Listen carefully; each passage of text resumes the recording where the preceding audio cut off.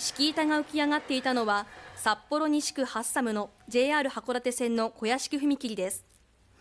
今日正午過ぎ、通行人からの通報で発覚し、この影響で快速エアポートを含む33本が運休しました。ただ列車の走行には支障がないということで、 JR は今夜以降に敷板の補修作業を行う予定です。去年11月、道南の森町の踏切付近で貨物列車が脱線する事故があり、 JR は道内の踏切や線路の点検作業を進めているところです。